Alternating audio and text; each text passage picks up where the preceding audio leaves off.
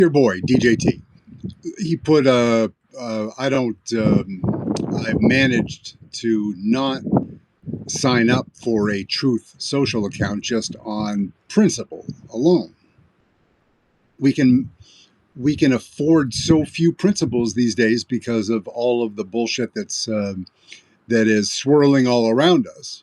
But that's the thing, as I mentioned, I admitted, I mea culpa'd on the TikTok, and the old guy calls it the TikTok as opposed to just TikTok, like the Facebook.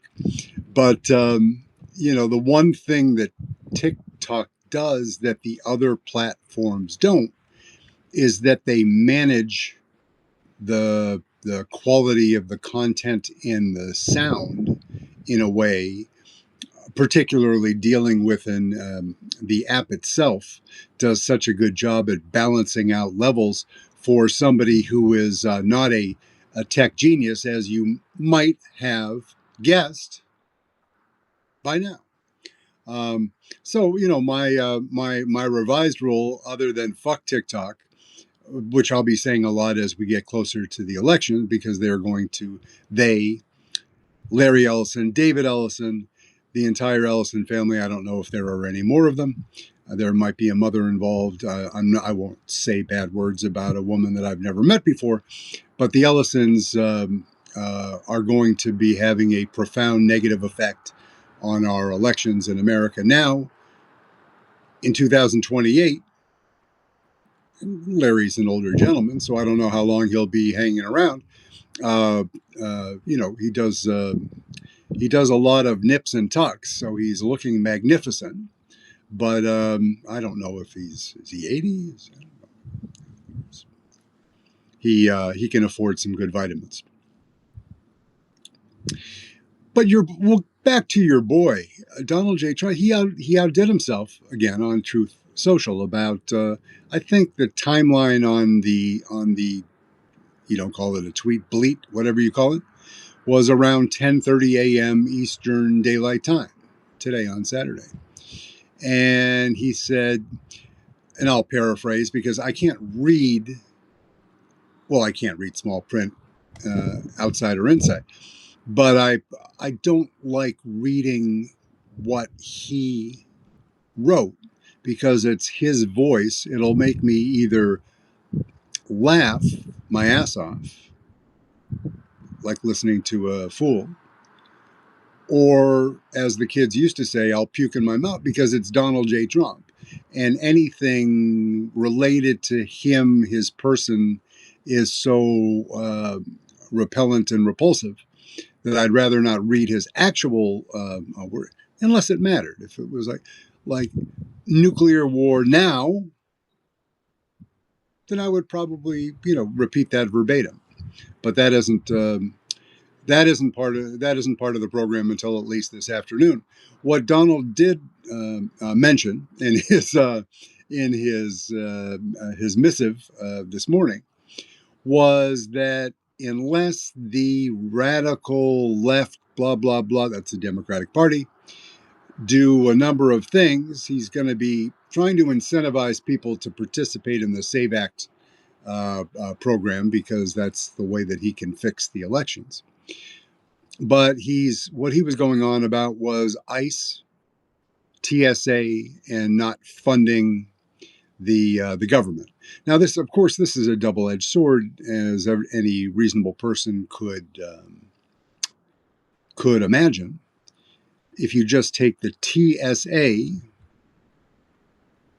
and Border Patrol or something like that, is there a heightened threat from, I'll say, Islamic terrorists just because it's Iran and they happen to follow the teachings of Islam? No shade, but those Hezbollah, the proxy that is a proxy plus for Iran, they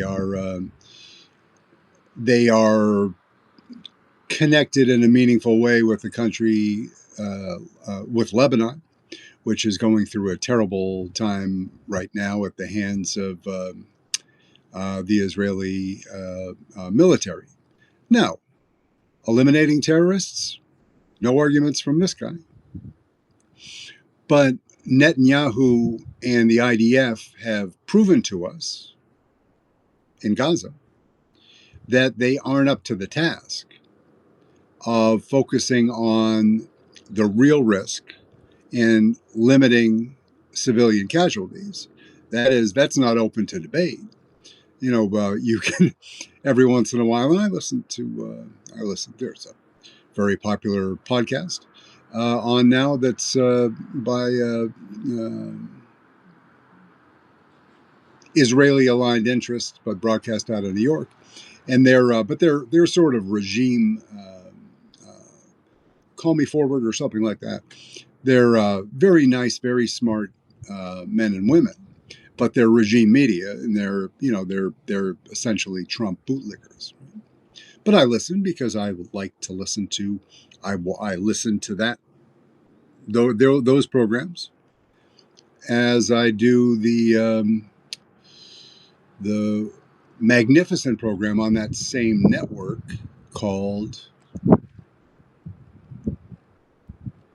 For Heaven's Sake, which is two gentlemen of more rabbinical training, and not insane people like Bibi Netanyahu.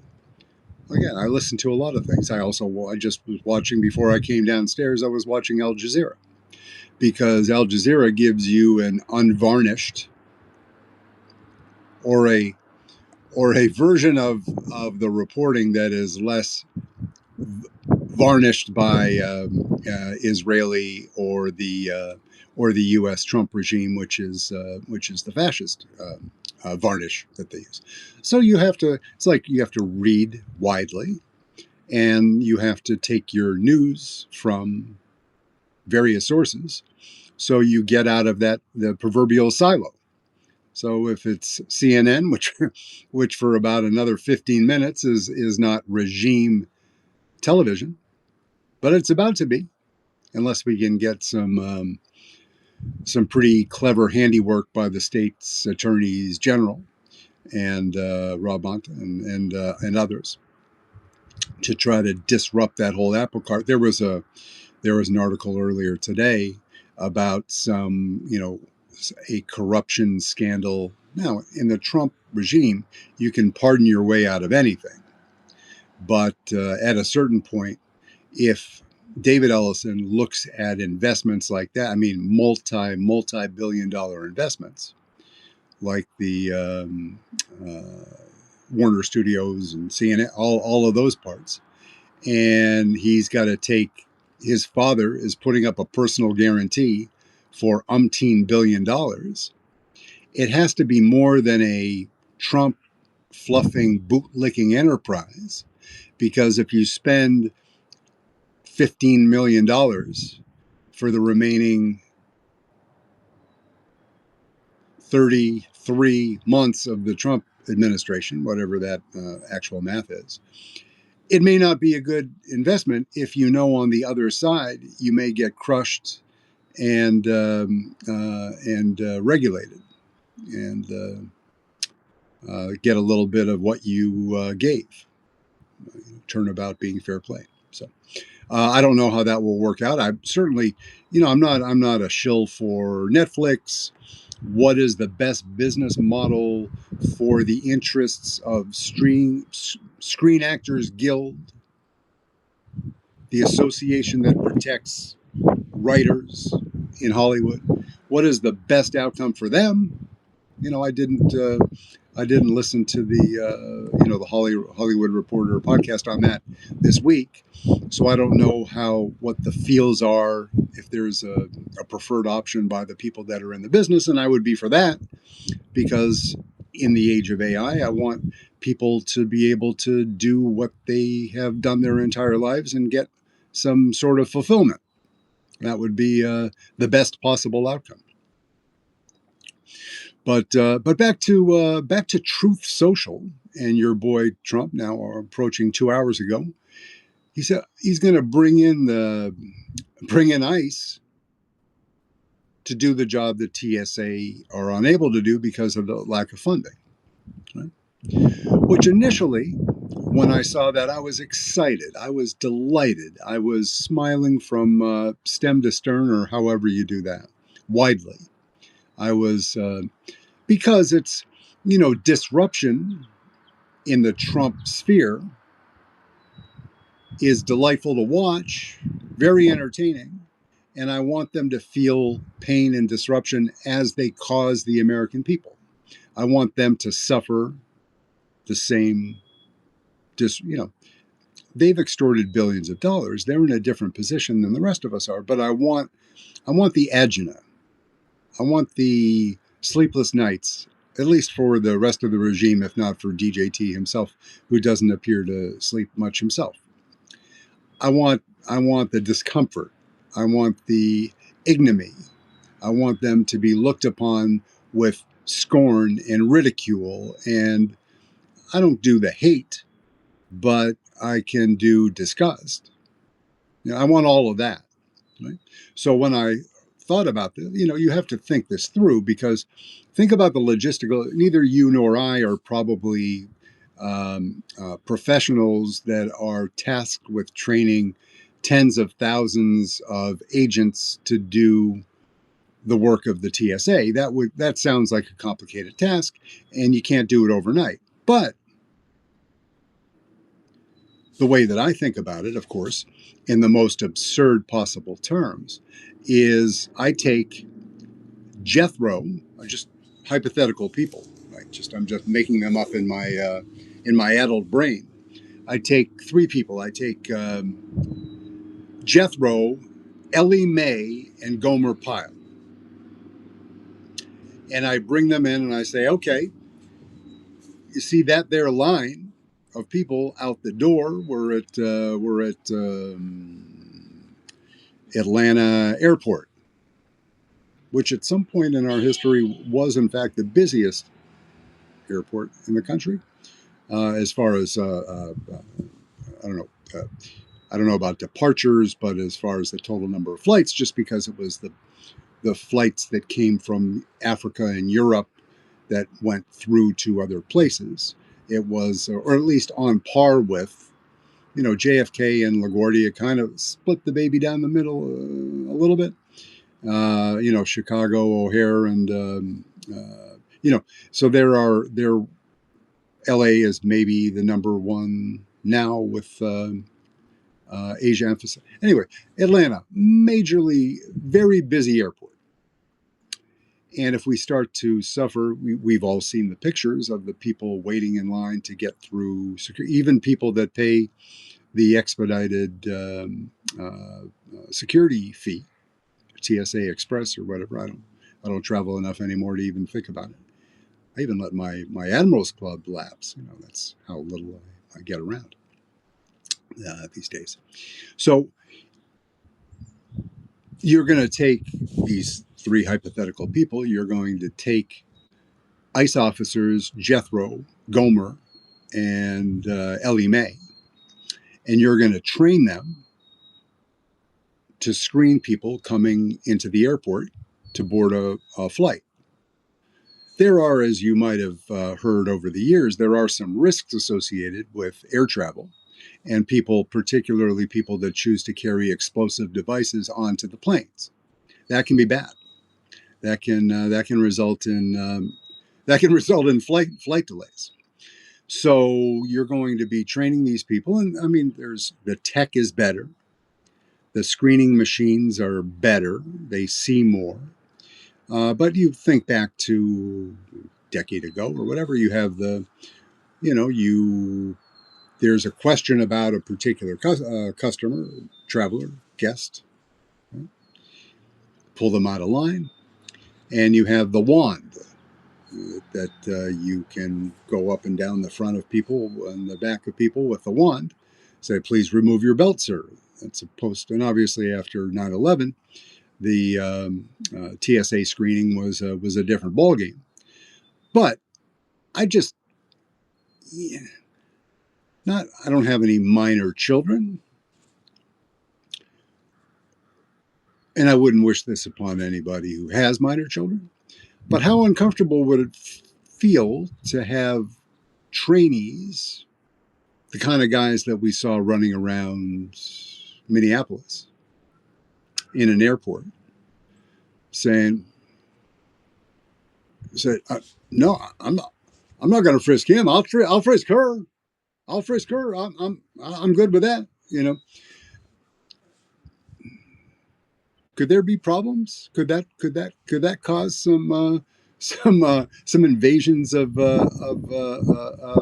human liberties as such? Now, there are certain things by purchase of the ticket, you consent to certain security procedures, screenings, and as you know, and this has happened before to a delightful, impossibly young relative of mine, where she was as a 17, 18, 19-year-old person, devastatingly attractive, and you won't be surprised to hear that sometimes in certain international airports all around the world, they would pick her for additional review, which is very frightening.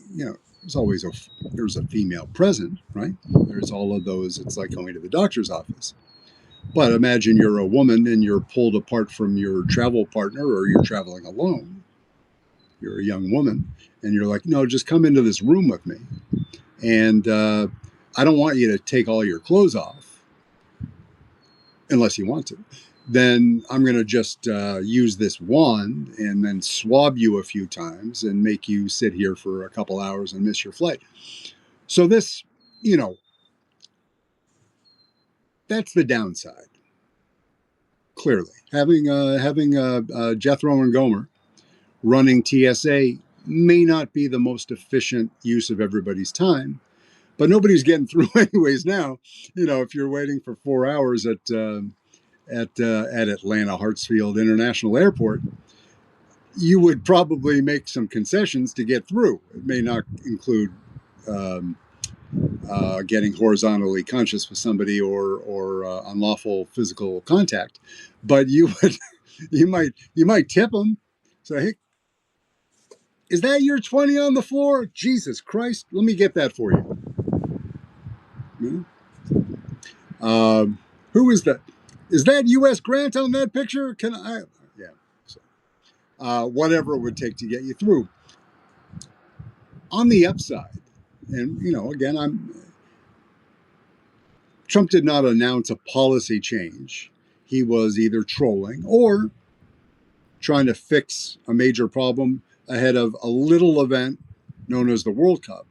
That is, which is wonderful because it's also it is an event on the calendar on a date certain that Democratic Party politicians can use as to drive additional, to add additional pressure to the negotiation to change the policies of ICE. I don't believe, and again, I have people in my family who are daily travelers almost, that are on the road for 4 out of 5 days a week. They're traveling. This is a tremendous nightmare. You're in that tweener. Your company will fly you first class, so you're traveling comfortably. You're not in that super wealthy, so you're not flying private everywhere, where you don't have to go through the indignity of a strip search. Unless you pay somebody extra money to do it. That is, so what do we end up getting? We get, can we use this in a way, on one level, as leverage? And we can say, you're not getting one more effing dollar unless the masks are gone, ID badge on the uniform, not hanging, whatever, just in a way that they can't easily remove it. That it must, the Federal government issued ID badge must be on uniform and visible at all times. Must be wearing uniforms. They won't like that. Don't give a fuck. There are a lot of things, the more than 15 minutes training with firearms, that would be good too, but harder to monitor. The additional, excuse me, I was going to do air quotes, and that's not appropriate. But when I make light of something like sensitivity training that teaches you how to deal with people, different genders, different faiths, what is appropriate. Do I know if a woman who identifies as a devout uh, Sikh uh, uh, or an Indian woman, indigenous Indian woman traveling internationally, she arrives at the airport and she is wearing a particular garment, a headdress. I'm just kind of spitballing here because I'm making this up as I go. A hijab for a Muslim woman. All of these things that aren't just, they're not comfort items, they're not fashion items. They have a religious and personal modesty component to them. Are you going to take a habit off of a nun when they're coming through security at the airport? Are you? Perhaps that's one of the people you want to bring to a room in the back, have a female supervisor, all of those folks, the hijab, the habit, and whatever, wind's blowing, sorry, that the sari, which is the wrong word, but a headdress for another group of people that has either religious or personal vanity or personal comportment implications for that person's life, liberty, religious beliefs, ... Showing respect. These people, you paid $2,000 for a freaking plane ticket. This is not about the security personnel. This is not about ICE. This is not about TSA. It's not about border protection. It's about the paying customer. Security becomes a service provider, and they shouldn't forget it. That they are there, they are paid to do a job. They are not there to create policy. Right? And so you take these ICE agents who were miserable, poorly trained, if trained at all, before to do the ICE mission, as the evidence indicates. We know that because we watched live on camera in many cases. You're going to repurpose them, give them different training for a different mission, in a case where they're coming in contact with many more people from different, it's an airport. People are coming from different countries. Many of them are transiting. There are people at Atlanta Hartsfield International Airport. I guess that's still the name. I just kind of went with that. But huge airport, Atlanta, greatest city, one of the greatest cities in the world, even though they didn't let the Hawks have a strip club affinity night at recently. That was something that was kind of weird. But yeah, so how do you manage that? How do you train the people up in a job that requires greater sensitivity? And these are the people you've been advertising for on freaking Nazi websites using 666, as Heil Hitler. You wanted a particular kind of bad actor to terrorize people as an ICE agent, which you must have wanted because those were the people you were targeting in your talent acquisition push. But now you're going to repurpose and reskill them and train them over between here and the Chick-fil-A, and they're ready for work, fitted with uniforms, and have time to take a bath please, it's going to be a mess.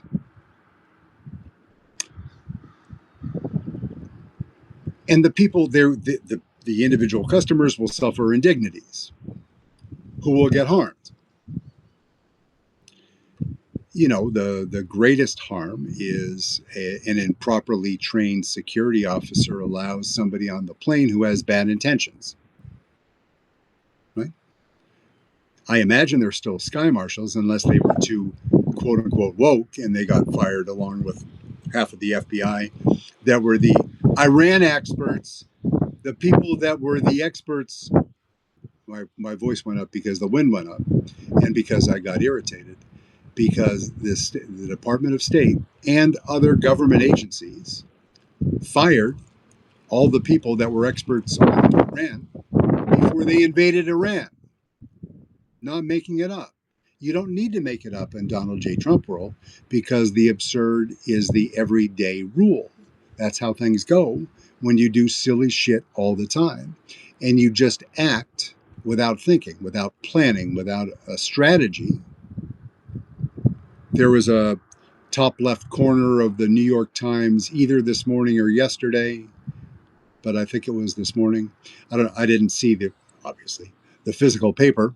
I just do the digital version, and I sometimes miss the impact of the front page, which I miss being able to see a front page with any particularity, other than to know that it's shaped like that.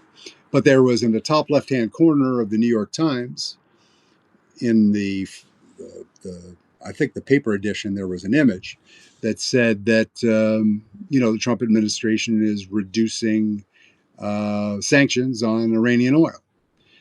Now, Iran has Trump by the short everything that he has down there, right? He has got him by the shorties because he didn't plan, because he didn't go in with the experts he needed to talk about historians, military historians, national security experts that dealt exclusively with the Persian Empire and beyond.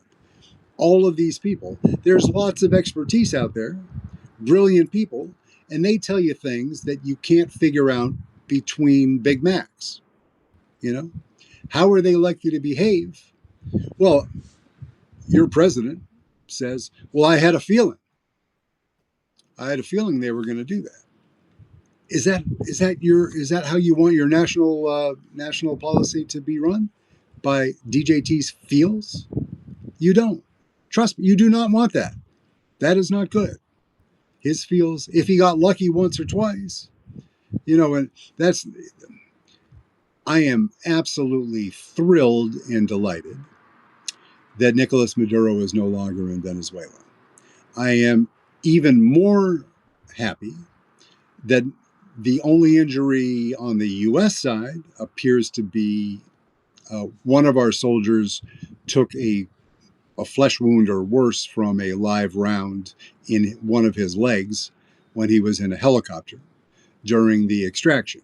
That is what publicly available information. And we know that 200 people died on the ground, and we think on the ground, and we think that roughly breaks down into 50-50 percentage Cubans and Venezuelans. That is regrettable. Every life matters. If they were aiming a rifle at a approaching helicopter, you got to kill them once you're in. And that's a lot like today and yesterday and the day before. If somebody walks up to you and says, well, what do you want? Knowing that we're 20x days into the conflict, would you have him stop everything, put down the American weapons, turn around and drive the ships home? It doesn't work that way, because if you have a disorderly withdrawal, then we get Afghanistan. What happened with our dear President Joe Biden? That was not handled very well. Mistakes are made all the time in military situations. There are mistakes, Bush younger, Bush older, Reagan, Carter. Every president makes mistakes, right? Trump spends more time highlighting his predecessor's mistakes because for a small person, Trump needs to constantly try to elevate himself to make him feel like he's elevating himself. And the cheapest, most elementary way to do that is by reducing the accomplishments, diminishing the accomplishments of your predecessors. That's grade school bully shit 101. And that's what Donald Trump knows better than most, right? It's like, what he does to female reporters. You're a stupid reporter. You work for the fake news ABC News. You haven't told, you don't, this is a man that lies, is the most, the president that has uttered more lies out of his trap than any other president in history. And it continues each and every day. You would have a harder time finding the truth than you would finding the lie. And that's unfortunate, but that's the guy that his base voted him back into power. They were okay with being lied to. That was not an insult to them as humans, as parents, as churchgoers. That his behavior, his proclivity for lying, just as his proclivity for whatever he was doing with Mr. Epstein, did not disqualify him in the eyes of his supporters. He can have uh, more information will come out, but intimate contact with underage women. He can befriend a sex trafficker. He can, for corrupt purposes, bring his family into the government and enrich them in a way that violates every ethic rule that has ever been made. It has to be, it has to be prosecuted. And the trick is, Trump will pardon a ham sandwich if he thinks the ham sandwich can do something for him, which is the uncomfortable dilemma that we're in. So I hope very sincerely for Democratic presidents of the United States and Republicans in the future, I hope we get together and amend the pardon power. It's, there's a fixing things that are part of the Constitution are much more challenging than things that are merely in statute. But it doesn't mean that because it's hard is not an excuse for doing nothing. So we need to take a look at that because for, again, Republicans or Democrats, if Joe Biden, and don't get me going on, don't give me Hunter when, the pod yesterday was about Kalshi and Poly Market and Donald's namesake, Donald J. Trump Jr., is on the board of both of those prediction market companies. And the Saudis and the Emiratis and all the other companies that park billions of dollars in the crypto company that's owned by the family. That is black letter law, de facto corruption. Now, you're not opposed to corruption. That's a different thing. You want to just take corruption and statutory rape, just for a discussion point. Corruption, statutory rape, forget about murder. We'll leave that aside. No cannibalism, statutory rape, corruption. And you're like, well, it's a small price to pay, like Trump suggested about that was before he used the picture of the fallen soldier's coffin to do a promotion on social media. That's your president did that, but we're not talking about that. So you're going to write off actual corruption and actual child endangerment statutory rape, whatever, those two crimes. You're saying it's a small price to pay to have my candidate in power. So I'm at peace with that. I made peace with my Lord. I talked to my Lord about this, and he said that statutory rape and corruption were not as big a sin as radical, as DEI, right? DEI is the ultimate sin. It says so in the Bible. DEI, it's right there. It's in Genesis, right? And then Matthew talks about it. And then freaking Luke talks about it. So don't give me that. I know that because I have the Trump Bible. And there are certain sections when I bought it, in addition to the autograph of His Majesty, it has certain sections highlighted. So if I get lost, I can find them easily. And I allow that to be my guiding principle. So don't give me this corruption, child endangerment, statutory rape thing. I got a tax cut. There we go. Sermon for the day. Over. Yeah. So I'm obviously we're all going to be hearing more. And will he taco walk back? And does he think it's a bargaining tactic? Will his supporters discount it and explain it away as a bargaining tactic? Just Trump being Trump? Probably, maybe, could be. But he thought enough of the idea, the one that we have to stay focused on. And even people that are adverse to reading or thinking about politics have heard about the SAVE Act, and that's causing some major concern, understandably and properly. So stay focused on that. Particularly, so much going on in the world, so much distraction. How can I, with the least possible resistance and the least possible cost, what can I do? Right?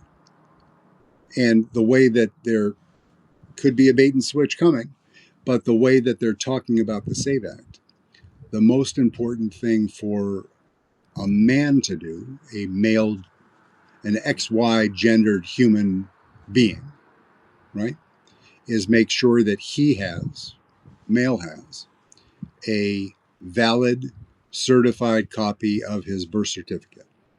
One. And all other, I'm steering away from the passport because we've talked about the expense. And I had a discussion about that with a family member yesterday. And it's criminal and indicates the corrupt nature of the SAVE Act, right? Because, I'm sorry. So for the men, what should you be doing today? Ordering a certified copy of your birth certificate for your files if you don't have one. End of story. Just do that, right? It's March. 8 months left. It's March. Do that today. Go on the interwebs. A penetrating query like, I was born in Ohio. How do I get a certified copy of my birth certificate? I was born in Cuyahoga County, which is Cleveland and environs. Right?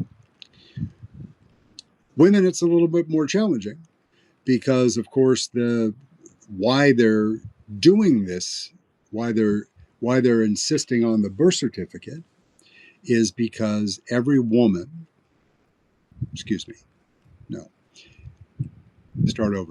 women who chose to take the last name of their now partner or husband or wife now have a birth certificate that reflects a name other than their current legal name. So it's not of any use to them, or it's of less use. Don't throw it away. And again, this is in evolution, but the de facto default position on the men's side, do it because it used to be $7. What is it today? I rounded it off the other day to I think $14 on a state by state average to order it. And there are national companies, not LegalZoom, but there are companies that will, for a fee, an expediting fee, will get it to you in a few days, and take it out of the envelope, confirm that there aren't any mistakes in it, put it back in the envelope, and put it in your safe deposit box, or in your gun locker, wherever you keep such things.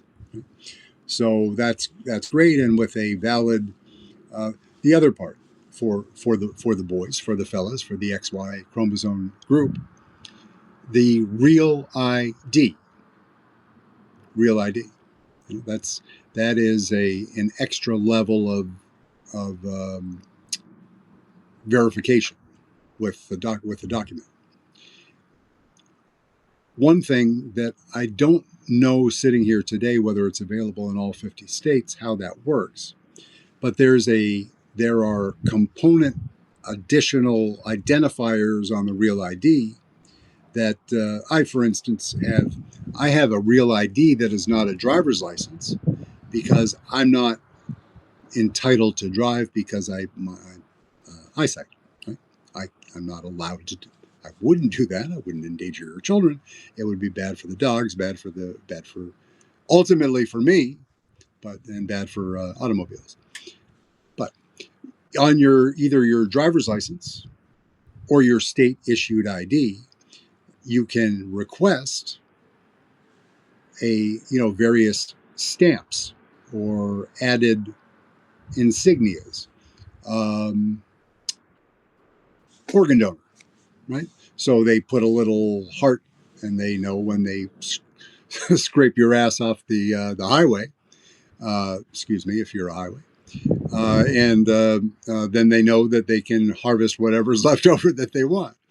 Me, probably not so much. It's maybe a lot of the value of the inventory has deteriorated. I don't know. We'll find out. You don't want my eyes, but hey, if somebody can make use of, well, my liver's in great shape now because I don't drink. I can use his liver. I'm going to harvest his liver and save somebody else's life. Kidneys. It ain't the brain. It ain't the eyeballs. But and my wife will tell you it isn't the ears for sure, because he doesn't fucking listen. But whatever else that is, think about it. If you're going through this process, you're updating your ID, and you're not an organ donor, why not? Why not? It's a good idea. Doing a little something, and you ain't going to be using it much later. Depending, I don't want to speak too generally, because maybe your religion says that your liver, if you're a non-drinker now, that you will be drinking in a future life and you might need it. I don't know. That's beyond my level of divine inspiration and education. That's beyond me. So get you're a guy. You've got your certified copy of your birth certificate. You've got your real ID that valid, obviously birth certificate valid for life. Real ID expires. Is the real ID expiration date? Check it, because people not too far from where you and I are sitting right now make dumb mistakes just like that. Imagine a guy that has a state ID, doesn't get carded in the liquor store or at the bar, doesn't drive. Would anybody here on the feed who's fucking stupid enough to let his real ID expire? 2 months ago, I know somebody. You're looking at him. I did it because when I was talking to other people saying, don't do this stupid fucking thing, guess who did it? Mr. Murphy coming back up. So, fixed it, right? But I did it. So anybody, it's possible. You're like, no, man, I was just at the registry. It was, we call it in Massachusetts, it was the registry of motor vehicles, but whatever you do where you live. But the DMV, where you get your driver's license or your state issued ID, You're like, no, it was terrible, a long line. I remember it was just last year.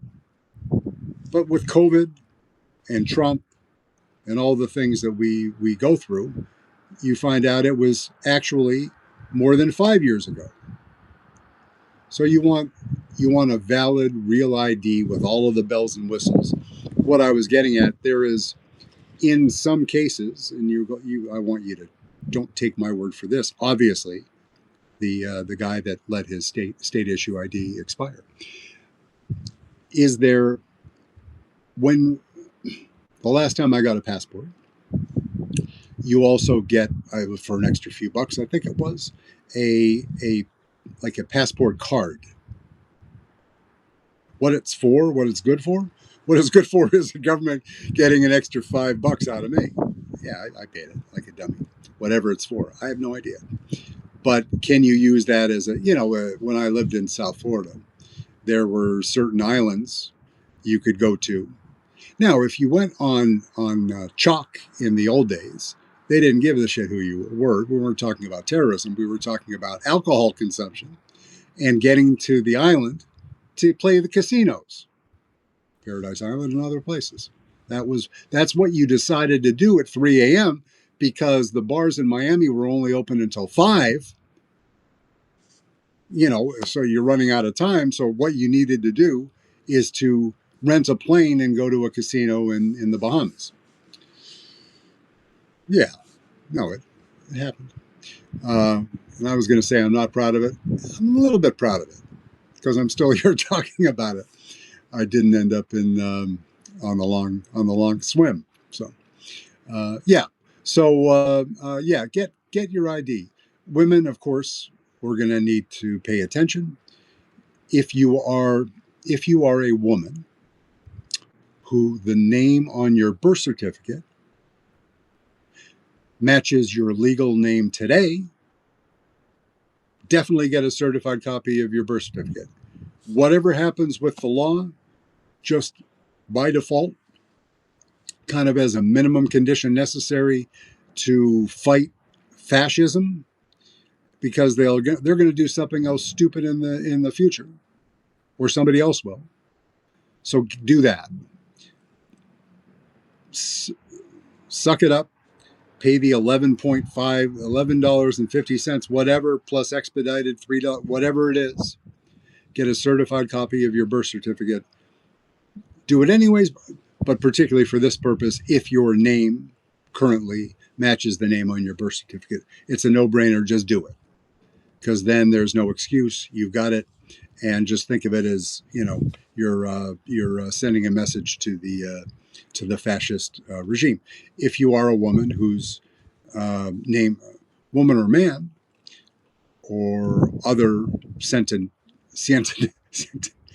other being, other supreme being, other moderately important other being, your name changed for whatever reason, witness protection perhaps, whatever it is, you would love to have an identification. And then we get to the expensive part.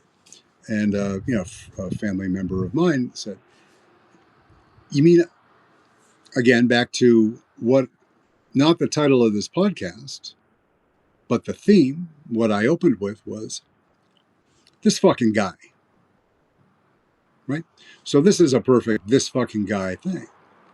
You mean I've got to take $165 of my own money to get a passport because they deem that that's the only passport if I'm a married person, I got married and my name no longer matches my birth certificate. They're making me pay $165 just for the pleasure of voting. And your initial reaction is, well, it's this fucking guy, or no, I'm not giving them the pleasure. Now, turn it around and think about it from their perspective. That's probably why they're doing it, right?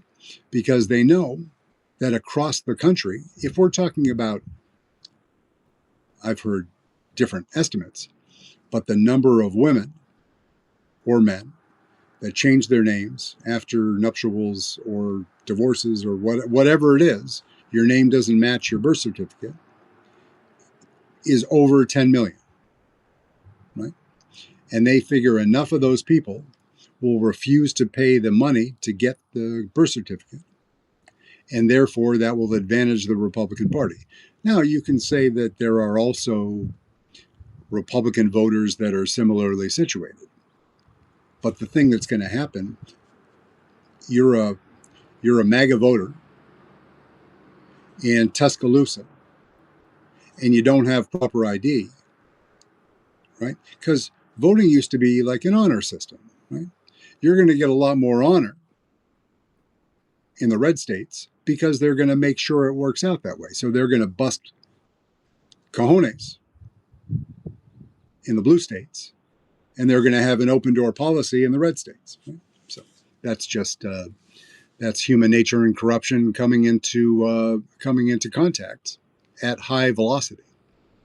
So, in any case, a beautiful day. It is blowing a bit, but it is. We'll call it 40 degrees Fahrenheit in northern Massachusetts. In March is completely acceptable. There is still snow on the ground that hasn't quite melted. There is ice. There are other things like that, but we're moving in a positive direction. In the this fucking guy category, I'll put the for those that didn't see that, those that have the same repulsion I have to Truth Social, and that just generally despised Donald J. Trump, then I'll put that particular tweet that I mentioned in my feed in case you don't have it. You may have seen it already, and then whatever else I can do between now and my Sunday rule is I don't know if I'll be here, but I always say that, and I always end up doing a pod on Sunday, so that means I'll probably do it. And I had one up and ready to go very early this morning, and it was I had a few written down. I was thinking a lot about the prediction markets we talked about yesterday, just because of again, I didn't want to give the impression that I was suggesting that people wager hard-earned money on anything. Some people have a natural revulsion to the idea of gambling. Some people have a religious aversion to gambling because it's a sin. All respected. The premise of my argument yesterday was that we can use these new tools that have high liquidity to learn things about the market that, and again, I'm not disparaging reporters because they provide information too, and people that we exchange ideas here on this wonderful platform. And we're listening to podcasts with nice people that, people like named Tim and Ezra and others that are brilliant. We get news updates from nice people like Aaron, and we learn things from these people, and we exchange ideas on this platform. The one thing that I like to bring up once in a while, and not to be like Daddy Buzzkill, is remember there's competition is good. Capitalism is fine. But remember, by helping out people, helping to grow this network, you're helping yourself too, right? I don't have 9 million followers. You know that. You can look at the freaking screen, right? I have 800, right? I'll have more. You'll have more. But it's not exactly a zero-sum game that you can't help somebody else out. You can't promote somebody else's work. You can't give somebody a shout out, a retweet, suggest to your friend group that they subscribe, whatever that is, because this is, as you know, legacy media is crumbling. More people will be coming to this platform. We're here now. Other people will be coming later. So help, the instead of these fucking guys, how about help a brother out? Try that, because it's a weekend, and you say, hey, I really appreciate. I've done that before. I've read something on this platform and I thought about it, and like I didn't share it. I didn't like it. I got doing something. Pick up the phone, you do something else, and life moves quickly.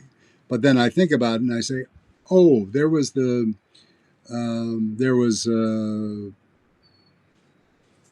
somebody that said something nice about a post. Somebody that said that also loved that the post with the Ukrainian, the female Ukrainian warfighters. That's so inspiring, that a picture I shared last week that got so much engagement. It wasn't mine. It wasn't and now I can't remember who that was, and I can't see the screen to find out. Uh, Blue Sky. That's not an app. That's a username on this platform. Shared something interesting this morning. So you try to shout your people out a little bit. So in any case, it's been great fun. Hope you all have a beautiful day. Think about your ideas and think about it. Think about it in terms of your family, your friend group, your peeps. The wind is picking up, and hopefully it won't blow everything over. That would be bad. So I may need to do the uncomfortably close to the camera thing because the sun is very bright.